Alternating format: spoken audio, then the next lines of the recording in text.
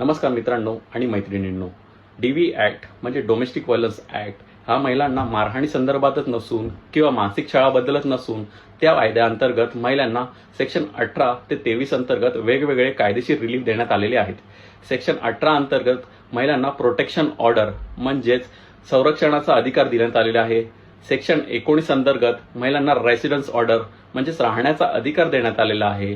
Section 20 अंतर्गत महिलांना monetary relief म्हणजेच मेंटेनन्स वैद्यकीय खर्च देण्यात आलेला आहे.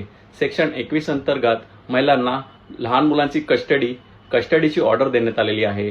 सेक्शन 22 अंतर्गत महिलांना कॉम्पन्सेशन म्हणजेच मानसिक छळाबद्दल शारीरिक छळाबद्दल कॉम्पन्सेशन देण्यात आलेले आहेत.